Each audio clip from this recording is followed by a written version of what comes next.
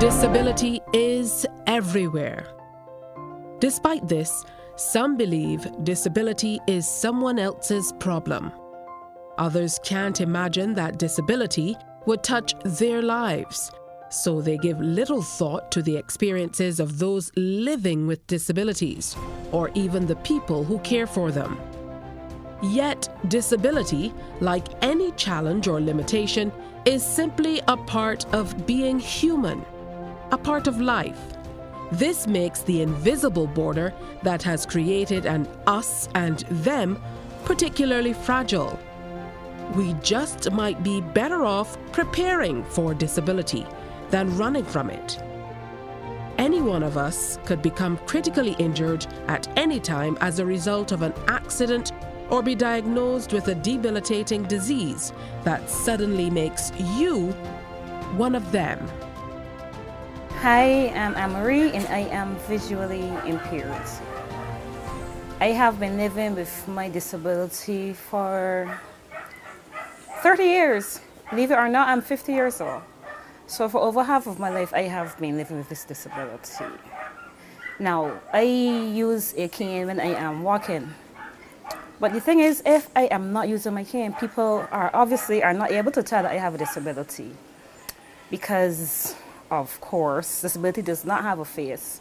So it's not to say that you have a look or a particular something about you that tells that you are. So being visually impaired, it comes with a whole lot of challenges. People meet you on the road and they ask you things that I guess for them are normal, but it tends to be a little, what's the word I can say? It tends to be a little invasive, embarrassing, condescending. You know, when people ask you things like, if you bathe yourself, who dresses you, if you cook, if you clean, if you whatever. I mean, things that every other person barring disability does for themselves. So it makes me think about what the general public sees as a disability. We often think of a visual or hearing deficiency as a disadvantage, when in fact, these traits are simply often different ways of perceiving, understanding, and interacting with our environment. Many persons with disabilities have adapted so that disability doesn't stop them from doing what they love. I do part-time at the Center for the Blind, so I love caning furniture. It's something that comes really natural, so I like to do that. I can do hair. I actually went to the training board to do a course, and it was interesting because I was the first visually impaired person to go do it, and I came through with flying colors, and yeah. So I like braiding and weaving and just basically trying out things to hair. I like reading, and yeah, I can't see to read. So I use Braille to read, or recently I have been using audiobooks, which are easy to access using my computer, because I have the JAWS program, Job Access with Speech. So it tells me whatever I press on the computer.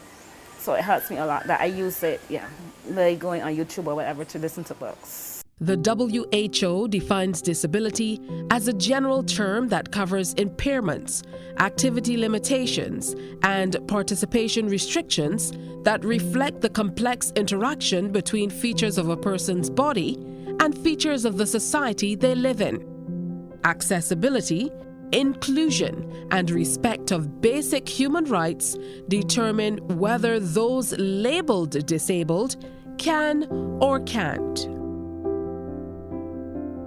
Anne-Marie became visually impaired at the age of 20. Could that be the reason why she has adapted so well? And how do others who are disabled from birth cope? I have a right to just be.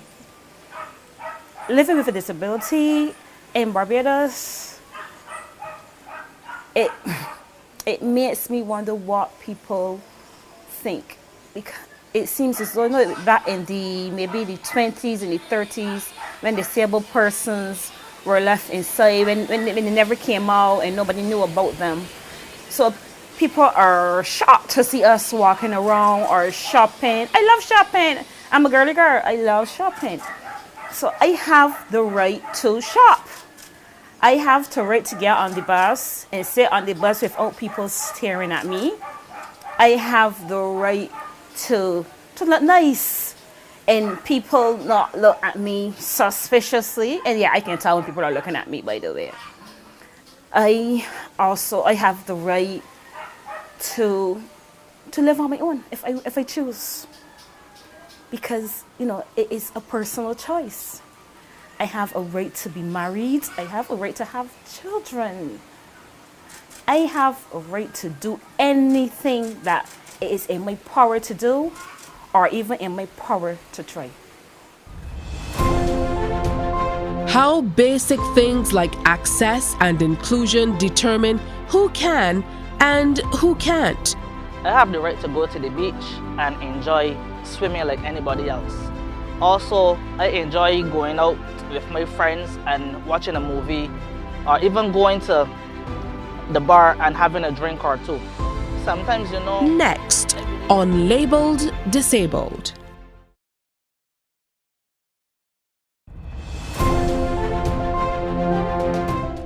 Christopher was born with a condition called spina bifida. He has been a wheelchair user for his entire life, but that hasn't stopped this entrepreneur from pursuing his dreams. Having a disability haven't affected me from going to school. I attended St. Mary's Primary and St. Leonard's Secondary. I'm also a business owner of HKC Creations, which is a handmade jewelry business by myself and my mom. I'm also an athlete, which I do wheelchair racing in Paralympics. And I represent Barbados in many disciplines, also on conferences and also with speaking on the behalf of persons with disabilities like myself. Spina bifida is when a baby's spinal cord does not develop properly in the womb, causing a gap in the spine. Of the 4 million babies delivered in the US every year, about 1,500 to 2,000 are born with this condition. Life expectancy has increased significantly over the years, thanks to modern medicine. Living with a disability from birth hasn't stopped Christopher from pursuing his dreams. My philosophy in life is to live life to the fullest, because for me, having a disability is only the beginning, but it's not the end of my life. My disability is just my identity as well as my wheelchair, but it doesn't stop me from moving around or doing what I set my mind to do. My greatest love first is representing my country in anything that I do. For example, like the wheelchair racing. And I was also a youth advocate under the United Nations, which gave me the opportunity to speak on the behalf of persons with disabilities in the region. The triumphs, challenges, and needs of people with disabilities are as varied as the individuals themselves. Our perception needs to shift to one that is mindful of the diverse ways these individuals perceive and navigate the world, especially since many are not born into disability but enter it as they travel through life.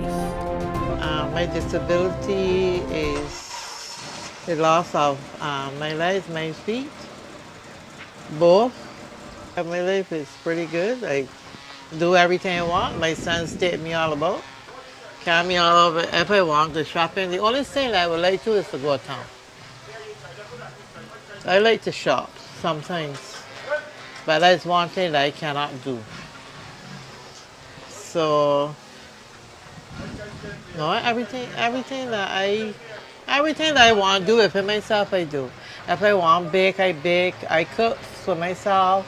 The only thing I don't do is wash. The only place that I can't really go is town with the wheelchair, because there's no access to the different stores that you like to go in. There's certain that you could go, and there's other places that you can't go. So that's the only thing that I feel that we should look after as people. Going away, I went away when I lose my first foot, and traveling on the bus and everything was perfect. I went all about, I went in stores, I could go anywhere. Back home, there's certain places that you could go, and if I want to go, I have to go to Sherton, Hackett Hall, Sky Mall, and then places I have to go about town of it, South Park, anywhere like that you want to go, you can. Issues of accessibility need a critical examination and modern update to accommodate the thousands of disabled individuals who are currently marginalized by roads with no sidewalks, sidewalks with no ramps, ramps that are too steep and leading to buildings with narrow doorways, flights of stairs with no elevators, stores and offices with no designated parking spaces, and the list goes on and on. Truth is, even minor accommodations in these areas might make all the difference in helping these people lead what they believe to be normal, successful lives.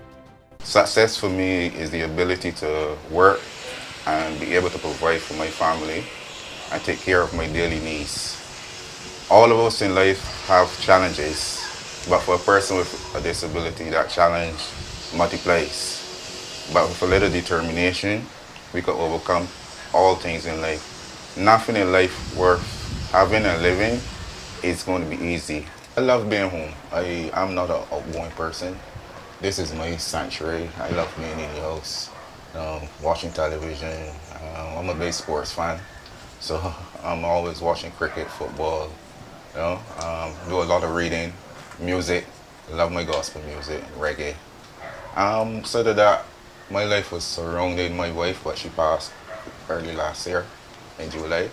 So it's about making adjustments now and finding new challenges.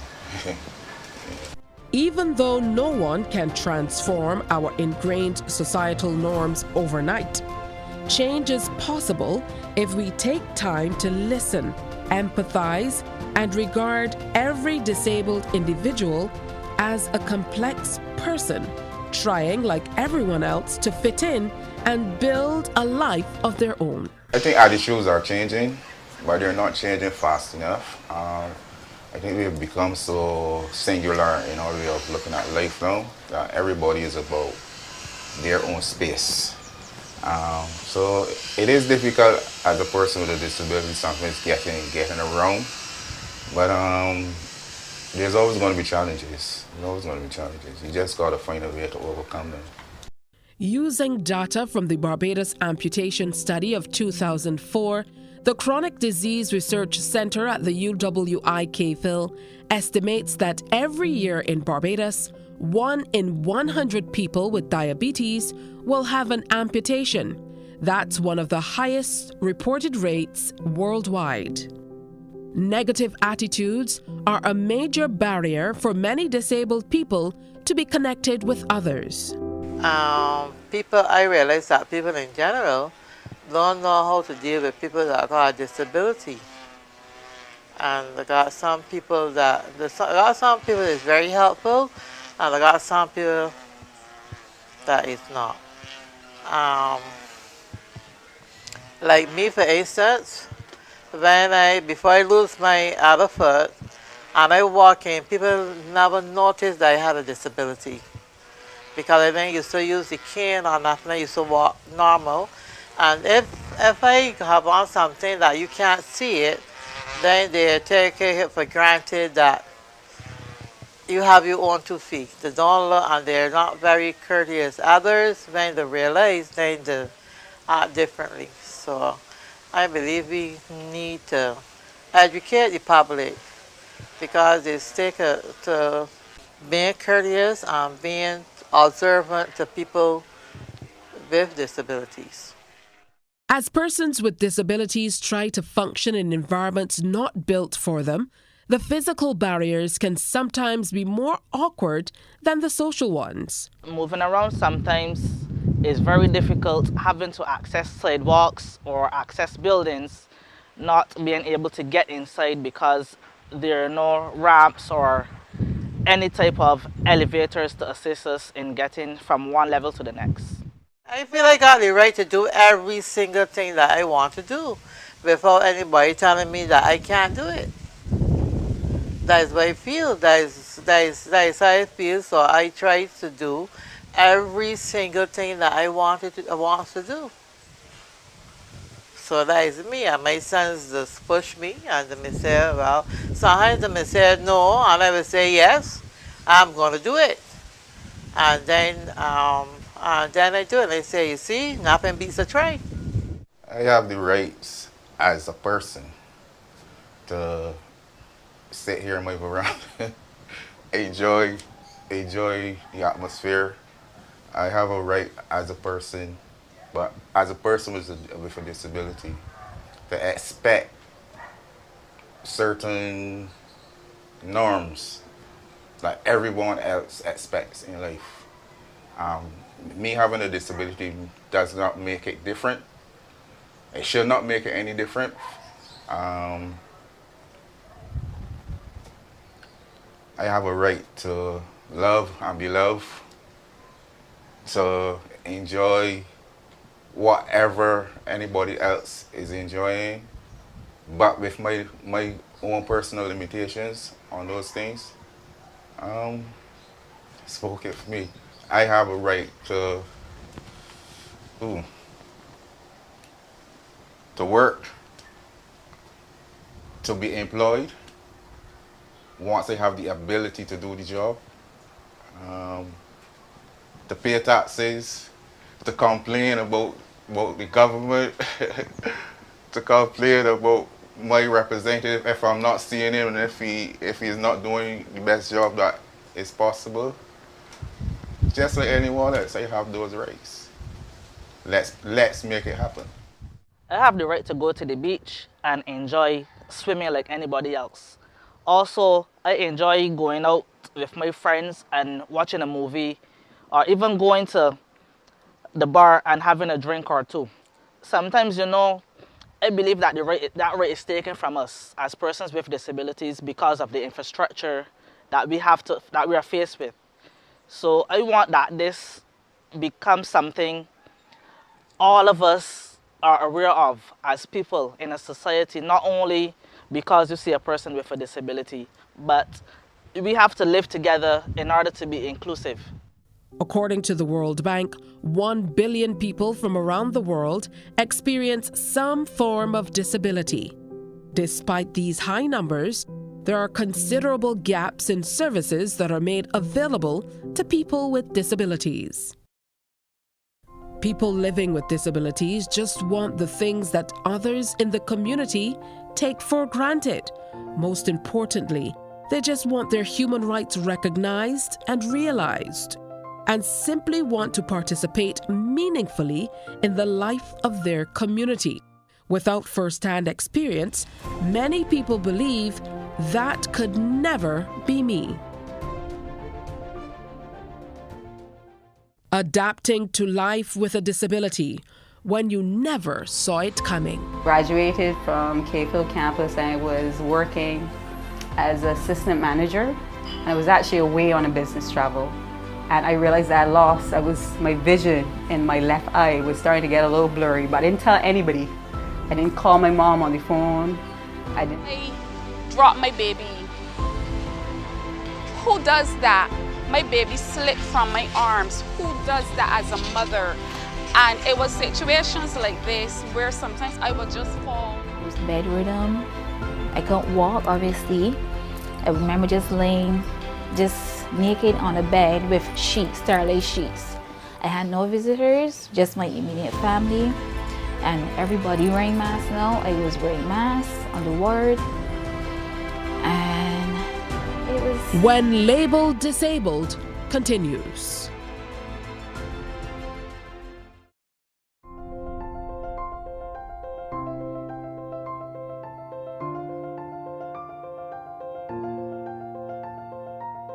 Though it can occur in children as well as older adults, most people with MS are diagnosed between 20 and 50 years old. I have secondary progressive multiple sclerosis. I didn't always have secondary progressive multiple sclerosis. I was actually remitting, relapsing. So I used to get sick, like in instances I used to get something called optic neuritis, so thereby I used to lose partial vision. And I've been blessed because I've never lost it in both eyes. I've always had it in one eye. So I would go to the hospital, load me up with the steroids, and my vision would come back. So as I said, I was remitting, relapsing, but as time went along, I became secondary progressive. Approximately 85% of people diagnosed with MS are initially diagnosed with a relapsing form of the condition, usually referred to as relapsing remitting MS. With secondary progressive MS, your disability gets steadily worse. I had graduated from Cayfield campus and I was working as an assistant manager. And I was actually away on a business travel. And I realized that my vision in my left eye was starting to get a little blurry, but I didn't tell anybody. I didn't call my mom on the phone. I didn't tell the person I was with that I was experiencing any challenges. I said, when I get home, I can let my mom know, because I didn't want to worry her, because I'm her only child. And I know that my mom would be like, "You're what? And you're down there? We got to get you back home."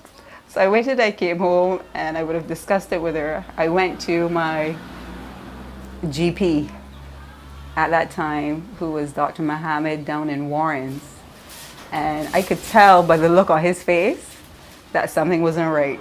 He's just like, Jamie, this isn't for me to deal with. And he would have sent me to an ophthalmologist. I think his name was Dr. Katz. I could be wrong. I speak under correction in Belgrade. And he also had a look on his face, Mr. Redmond. I couldn't believe it either. He looked on his face like, this is not for me, JB.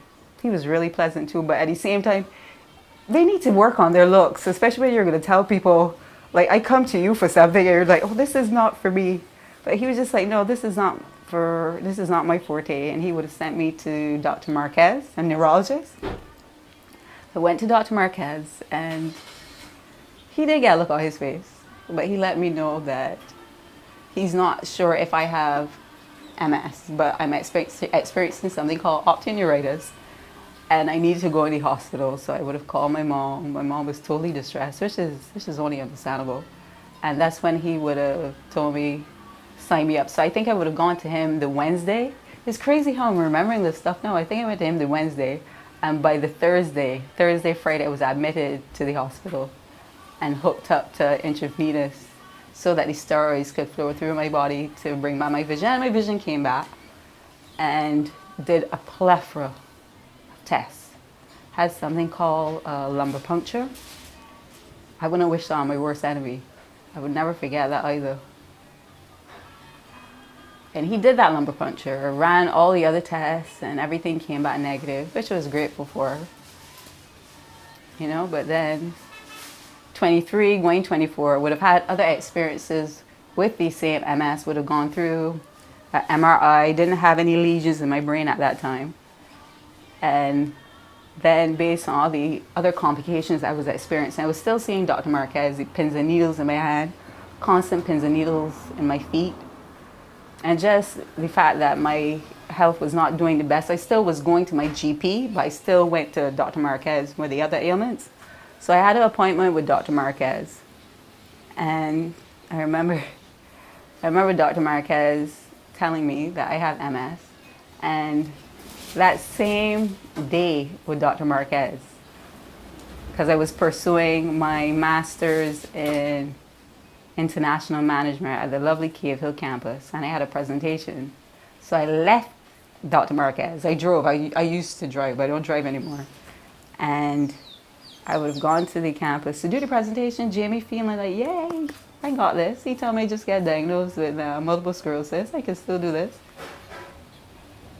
But I would have seen presentations go before me. But then it was coming up to time to present, and I realized that my vision started to get blurry, and I thought to myself, is it possible I'm experiencing optic neuritis? But it wasn't optic neuritis. It was tears. I was crying. I didn't cry in Dr. Marquez's office. I didn't go to a presentation and cry. Dr. Lawrence Nurse was the lecturer. He realized what was going on, and he was like, okay, y'all don't have to worry about this. We can do this another time. Because my friend Stacy, she was willing to do my party presentation. But Dr. Nurse said, don't worry about it, we could present another time. And I realized at that time that as much as I felt that I had this, I didn't have it at that time. But when I came home, as Stacy drove me home because I couldn't drive, I realized that I need to look beyond MS. I was living with it before. I didn't know that I had it, but I was living with it before, but I didn't let it stop me. But because Dr. Marquez told me I have it, does not mean that it should prevent me from doing what needs to be done.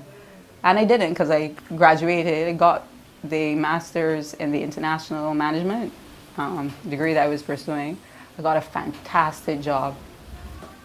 I was real happy. Because you know that you pursue your studies and you finally get a job that you really just say, yeah. But then MS decided to rear its ugly head, because my office at the time at DFC was on the top floor and we had to climb stairs. And I realized that my foot was dragging along. Also my boss, he would have realized, and he knew what I had. But as I said, I wasn't like that. I wasn't impaired. And I had to say so long based on my walking was a challenge, and then fatigue. I get tired very quickly. Like even doing this right now, communicating with you, I may seem perky, but I won't mind lying down. But why should I lie down when I have things to do, you know? So, as I said, I graduated, got the job of a lifetime. Things were challenging because I thought to myself, I remember telling my mom, how are we going to do this? But that's one thing with my mom. She never gave up on me. Even though at times I felt as though I would give up on myself. She always like, Jamie, we got this. Because I was worried about how we're going to get through in terms of medical bills.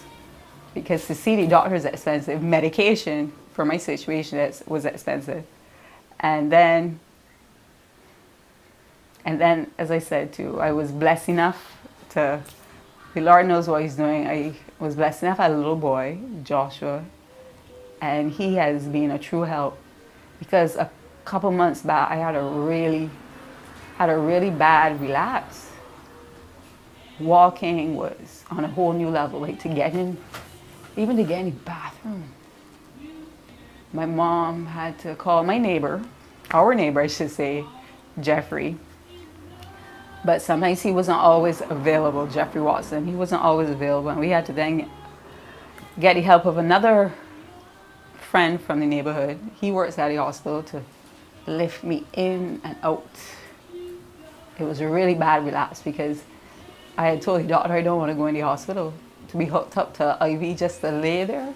So he was very good to me. He actually prescribed a Bajan Mobiton of medication, and it worked. When I tell you it was a Mobiton, I mean it was a lot. The same way that I would have taken the medication intravenously, I was now taking it orally, but I believe he had to up the dosage to ensure that really, as opposed to going through the veins and whatnot. So I was able to bounce back, but Josh was also there for me a lot. Sometimes he used to feel bad because, you know, here's this little boy, but he had like a real trooper, you know, because some days I knew he would have preferred to be on his PS4 dealing with his friends, but here he has to deal with his mom. But he just like, get over it, mommy, I got this, mommy, don't worry about it. So through my mom, through the fact that Joshua never gave up on me as well, that's true, yeah. People didn't give up on me. Compassion and support from loved ones make all the difference.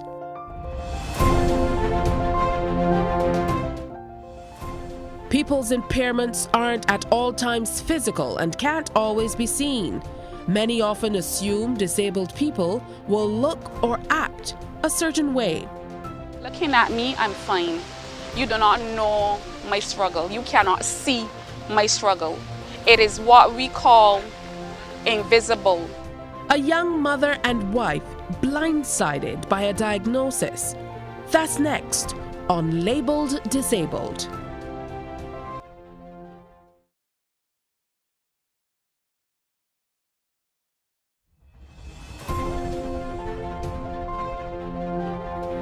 Symptoms of multiple sclerosis vary a great deal from one person to another. No two people have the same combination of symptoms. This, of course, complicates identification and diagnosis. My name is Melissa Ford, and I have multiple sclerosis. I was diagnosed in August of 2018 after quite a few years of knowing that I was battling with something, but not exactly knowing what I was battling with. In 2018, I had a trip where the morning of the trip, as I was getting ready to go to the airport, I experienced challenges with my eyes. It just started with one eye, my left eye, and it progressed throughout the day. I just thought it was maybe something had flown into the eye and it was just burning a bit.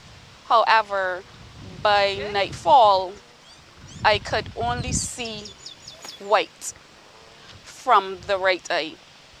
As the night progressed, I got up the morning and I could see nothing out of any of the eyes. During the second day, I started seeing white again, and then I could not see color, and that alarmed me. For reasons more than one is that I was overseas. However, I had just started my trip overseas and had no idea how to seek medical attention as I was in a foreign land. I reached out to my primary caregiver here in Barbados, and he suggested that it was a good idea to see someone urgently. Unfortunately, I could not see anyone as I was in Toronto, and I had no idea on where to go, who to contact about it. At the same time, it was quite difficult for my family and I, as I had never experienced this condition before.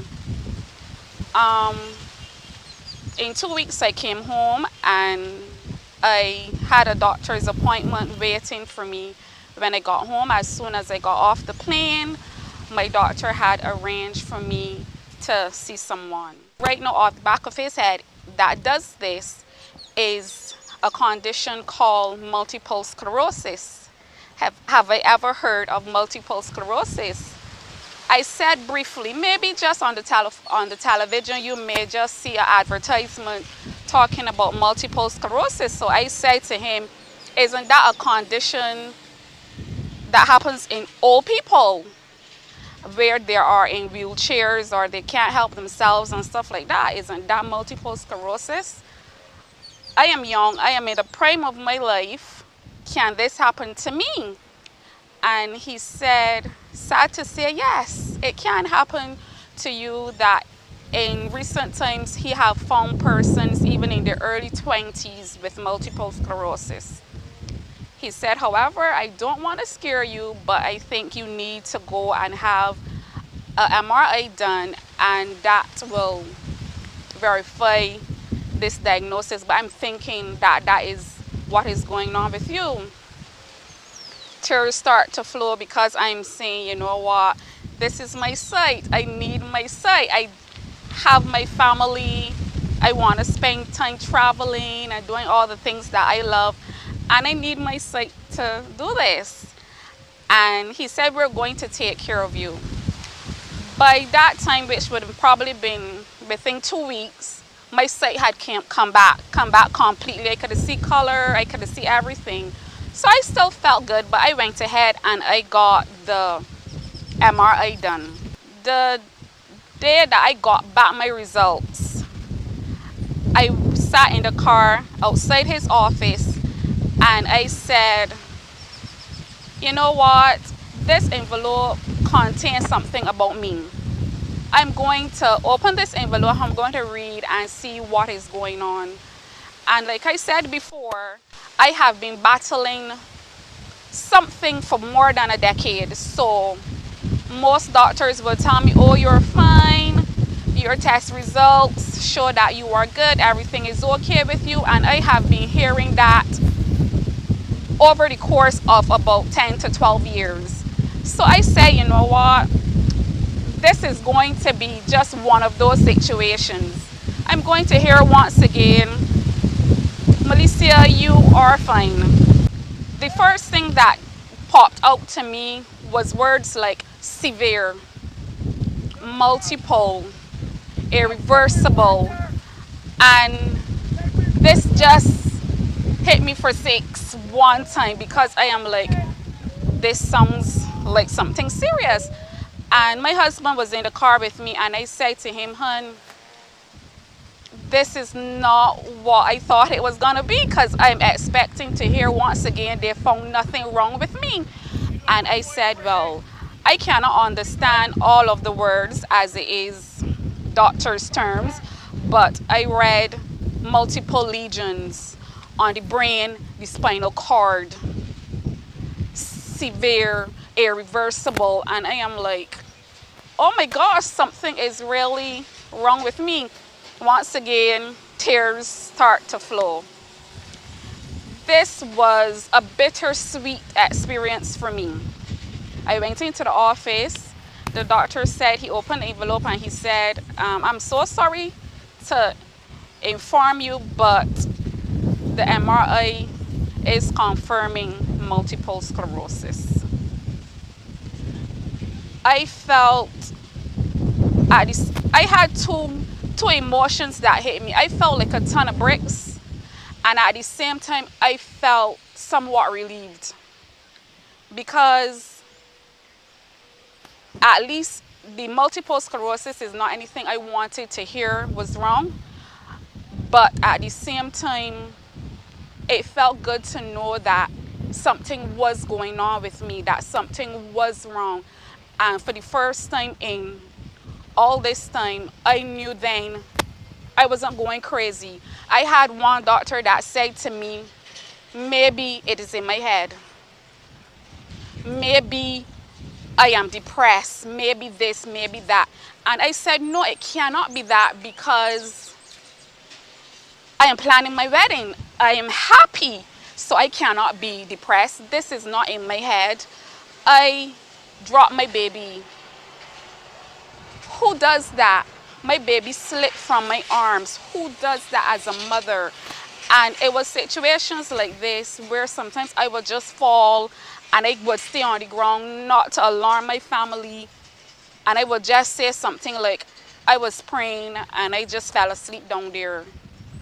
So I know within myself that it wasn't anything going on in my head. I know I wasn't going crazy. So it felt good, even though it was not what you wanted to hear.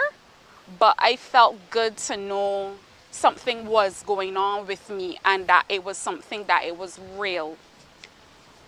After this, I started my research.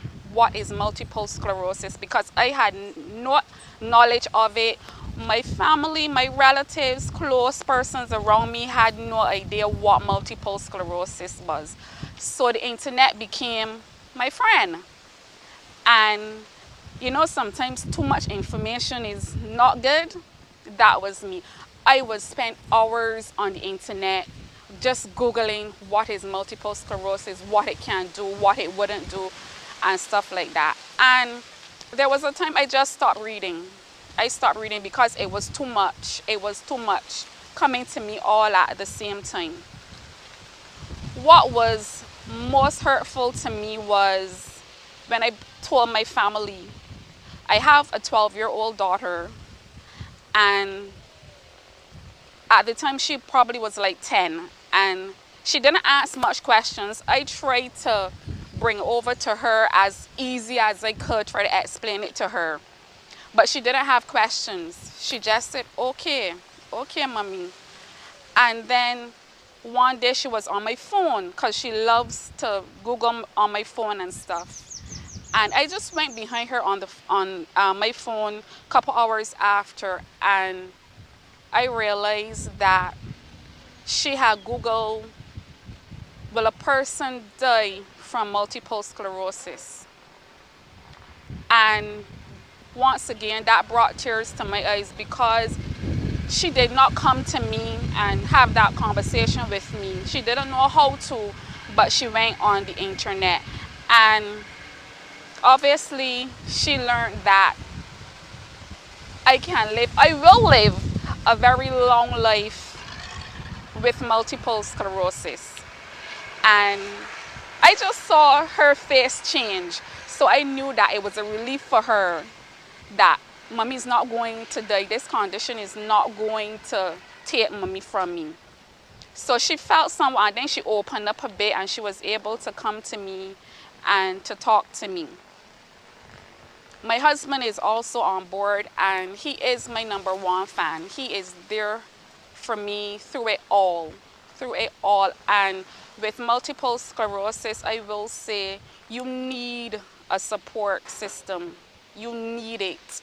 Need it. You need persons in your corner. You need understanding persons that will lift you up, that will help you the days that you are down. And for me, a person with multiple sclerosis, but as you can see, I'm fine. Looking at me, I'm fine. You do not know my struggle. You cannot see my struggle. It is what we call invisible, an invisible condition. But I do have the struggles. I do have the constant pains, the numbness. I do have it all. Disability changes your life and relationships in major ways. Things that were once routine can seem insurmountable. I was diagnosed with MS in 2018. I think it was May 2018. I had went blind in my left eye after suffering from a very nasty migraine headache. And one morning I was coming down the stairs, realized I was walking oblong, like feeling for these steps. And I don't know what got into me, but I just blocked my eyes like that. And I realized I could have seen out the right eye, but the left eye, completely darkness. And I just made a joke in the house saying, "Oh, Mom, my head is hurting me so much that I can't even see out my eye." We brushed that off. That was on Easter Monday. That was an Easter Monday. And later that evening, we went to Oystings Fish Festival. Headache still there, the loud music and everything, lights, bright lights. I couldn't take it, so I came home. And the Wednesday morning, I got up. And still the nasty headache, still can't see out the eye. And by this time now, the eyeball is hurting. So when I roll the eyeball, blink, it's hurting. My mom told me don't play with my vision. I went to a QEH, accident emergency. I was seen by a doctor. I got discharged and was told to come back the Friday for, a follow-up. So I left and went back. By the Friday, still extremely pain despite the medication they were giving me to take. And I was admitted then. And I was given steroids through IV. And obviously the pain and everything went away. But a doctor did told me that I should do an MRI, because normally what they had diagnosed at the time, optic neuritis, is linked with MS, which is multiple sclerosis. And I couldn't put that on the back burner. A year later, it happened again, same experience with the blind eye, this time in the right eye. But because I knew what I went through with the left eye the year in front, I went straight back to the hospital, admission, steroids again through IV, and that was then when I did the MRI, and it was diagnosed then. Ever since then, I've been battling with the MS. Like I said earlier, I work in a dental office. I've been in dentistry for 14 years as a dental assistant. So with my MS in the office, with my MS, I normally, my attacks happen more with my feet.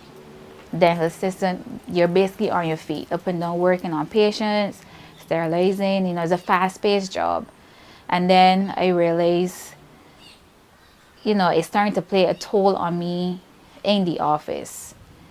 Well, in between that, shortly after I was diagnosed and given the steroids, before we go forward, with my pregnancy, steroids have a bad thing. So people normally say when you have steroids, it's not good for the body. So I decided to do a body cleanse, full body cleanse I did.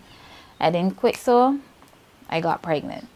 The doctor did tell me pregnancy, but now that I'm pregnant, well, at the time, now that I was pregnant, that it would take away all signs of MS, any numbness that I've been experiencing, all that, and she was right.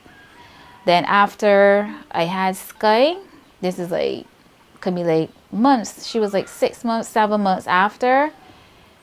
The problems start coming back. The numbness in the legs. I'm back out to work now, but the numbness in the legs, the hands. Sometimes when I go out with my friends, I realize that, you know, things were dropping from my hands, and I'm like, well, I'm not even drinking, so what's going on? And like I said, then that led up to the right eye, then the blindness in the right eye again, and the whole cycle went over. And I was diagnosed then after I did the MRI. And going forward now, back to the dental office, like I said, it's been playing a toll on me. There's sometimes I was working next to the dentist and like handing or mixing materials. I realized that, you know, the weakness in my arm, and sometimes the hand going numb, so I have to sit down or have to call to another assistant to come and take over the procedure that I was doing. And then some days, you know, in the office walking, losing feeling in the legs, going numb, and that's what really then started to pull me down in the dental office. One morning, this was in 2019, I was on my way to work, nasty headache again, because I suffer from very bad migraines. So I was going in the gas station to get some Panadols, and on my way out, after I paid, I caught the van, everything was good, fine that morning. I got up, got dressed for work, everything was all right. But the minute I was about to leave the gas station, my entire left side went numb. Both my leg and my hand, and I fell. There were two people there, a gas station attendant and another young lady. They helped me, and I sat on a bench. It took me like 45 minutes before I could have really get back conscious, you know. And I remember the guy was asking if we needed an ambulance. And like I said, MS also interfere with your speech. So I'm trying to say no. In my mind, I'm saying no. Like, to me, I'm yelling no, but nobody can hear me. And I'm like, well, why y'all can't hear me? Y'all keep asking the same question. And then I realized, you know what, maybe they can't hear me. And I was able to move my right hand, and I gave a little wave to say, no, I don't need the ambulance. So I knew what was happening. So as soon as I got back feeling, I made my way into work, and it happened again. I was in the lab sterilizing some instruments then. And thank God, one of my co-workers at the time she was there, she helped break my fall this time in the office.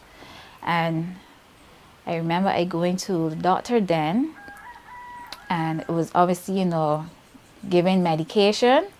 And 3 weeks after taking that medication, I had a nasty allergic reaction.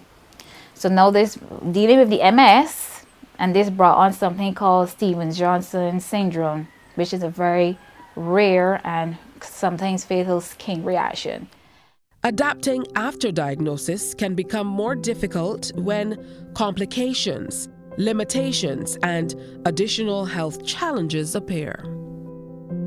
In Stevens-Johnson syndrome, the immune system overreacts to medication or an infection. This causes flu-like symptoms, fever, blistering, and a rash. The top layer of skin may separate, leaving raw, exposed skin that's susceptible to infection.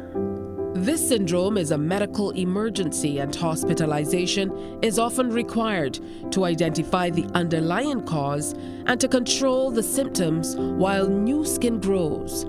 Recovery can take weeks or even months. And I remember going to one medical place, and they could not figure out what was wrong with me. All this pain I was in. I had sores in my mouth, like bloody mouth. Underneath the soles of my feet, had this rash. It started to come about my body. The vision got very blurry, and nobody knows what's happening. Well, they sent me home and told me I should go back to the doctor who prescribed the medication. But by the time we left that medical place, I was like, no, I can't go home. Like, you know, I can't go home because we don't know what's happening yet. So this pain I'm in. So we went to, my brother took me to A&E once again. And we got there. At first, doctors still couldn't figure out what was going on with me, what was happening. They discharged me, and within hours of coming home, and you know, as the hours went by, in this very short space of time, as the hours went by, I got worse. And the breathing was somewhat in and out. The sores, like I couldn't swallow because my mouth just drooling, all this blood coming from my mouth. The sores got, I couldn't walk by then. So it was like barely scratching and bearing the pain as I tried to take a step. Back to the hospital, the doctor's like, yo, you're back so soon. It's like, yeah, getting worse. And then one doctor came and said, that looks like a case of early stage of the Stevens-Johnson. So Dr. Bamji was calling. And when he saw me, I remember, whew, sorry.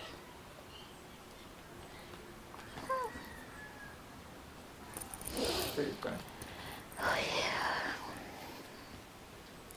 I remember him saying that I will get worse before I get better, you know, if I get better. And I remember on my bed there at that time, I said, you know, Doc, just do whatever you have to do to save my life. So here it was, like, I was taking some medication to help with my MS, but then brought on this other condition. And it's very rare, so that's hence why the doctors at first didn't realize what was happening in the early stages. I was admitted, and that was October 2019. And I was bedridden. I couldn't walk, obviously. I remember just laying naked on a bed with sheets, sterilized sheets. I had no visitors, just my immediate family. And everybody wearing masks now. I was wearing masks on the ward. And it was an experience that sometimes when I look back at photos, because I don't have really much of a memory, but when I look at the photos, then it brings it back, and I'm like, I cannot believe the pain and little suffering that I went through, and I'm here now today. Where are we in the fight to protect and promote the rights of individuals with disabilities? When Labeled Disabled returns.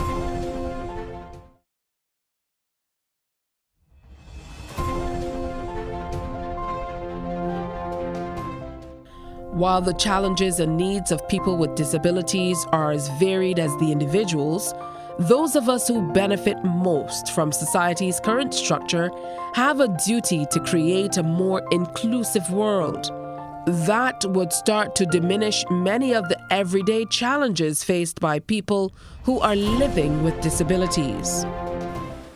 I should be able to have the right to access a sidewalk without having to call someone to lift me in the wheelchair onto the sidewalk. A sidewalk should not be simply something for the able-bodied to step up onto. You should also be thinking about those who have challenges, or even a mother with a pram, you know what I mean, that needs to get on a sidewalk. You shouldn't have to be lifting things to get into a position to go somewhere. And that has been challenges, even to going to a store. I remember a time we did a walk with the MS Society of Barbados through Bridgetown to show the people the challenges that we experience with our wheelchairs, our rollators, and our walkers. And we also would have done one on the West Coast. And if you saw what we had to put up with, I mean, there were instances where we actually had to go in the road because the sidewalks were either too high or they were so dilapidated in terms of there were potholes in the sidewalk and the bush and the shrubbery. So you imagine, here we are doing a walk on accessibility in Barbados, and we could not traverse on the sidewalk. We had to go in the road. But thank God at that time, the people were quite patient. I guess they saw walkers and wheelchairs in the road, and they didn't see, oh dear, I need to take care. They saw, oh dear, I need to make sure this is not a legal liability on my part. So that is something that needs to be contended with. Accessibility as it relates to sidewalks, even into stores. Accessibility as it relates to bathroom facilities. And then when the bathroom facility is accessible, there are people in them. People are in the areas that are for us. I remember a time too, my mom, we went out and we couldn't find a disabled park because the disabled parks were full with vehicles warranted. The people may have had a disability, but they did not have on the necessary stamp or the signage. And that's the thing, those spots are put there and labeled as being for the disabled for a reason, because they're close to a door. They're at an area where my mom doesn't have to worry about lifting or getting someone to lift the wheelchair because it has a ramp. So we have issues like that. And also, as I would have mentioned earlier, when I am going out, I have to call facilities to find out if they are accessible. And on more than one occasion, we did call when I went out with my friends. We did call the facility and they said they were accessible. Then we finally get there and then I still had to be lifted into the people's premises. You know, and I remember a time we went somewhere, a beautiful place. It was nice. I love it. Lovely restaurant. And my friends would have told them, oh, well, I have a friend with a challenge. She's a wheelchair user. And they still put us on another level, not another level with, what do they call it, elevator access, stairs, and not in 5 steps, though, a full flight of stairs. So things like that need to be taken into consideration, because it's not only for the people of Barbados, which are very vital, but you're claiming to be a society that is a tourist area. So people come to Barbados for a different take from their environment, and then they finally come here with their challenge, and then they can't get into a facility because the wheelchair door may not be big enough or they don't have ramps. So the people need to take those things in consideration whenever they're doing anything. Even when they're building sidewalks, you need to look through not just, oh, I build a sidewalk for people to walk on. I'm gonna have to build a sidewalk for people who need access, who do not have the ability to walk. I have the right to live a close to normal life and for my independence. When people hear that you're disabled or somebody with a disability, they always think that you can't do nothing at all, or you shouldn't be doing anything, you know, because you're disabled, you have a disability. You can't just get up and go as you like. But for me, I still think that people with disabilities still have the right to some kind of independence. Do something on their own. It could be a job. Some people might be in a wheelchair. They may not be able to be physically on a job, you know, doing things, but there's computers. There's, you know, you can sit down and have a job doing something, you know, your mind is still going. So everybody, like I said, and like you say too, everybody's challenge is different. But I still think that people with disabilities still have the right to have their independence in certain areas.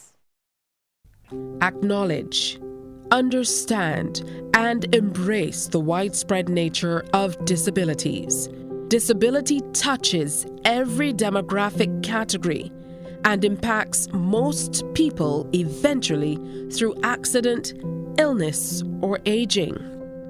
We must work to raise the quality and quantity of provision and services available to persons with disabilities.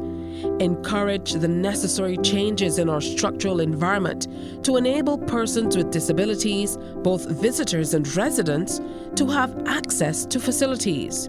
Let's take the next step and leave discrimination of people living with disabilities behind. The task that falls to us is to make the political, social, and economic changes necessary to enable this to happen. Let's build a more inclusive Barbados. Let's make this happen today. Let's make this happen. Let's make this happen. Let's make it happen. Let's make this happen. Let's make this happen. Let's make this happen. Let's make this happen.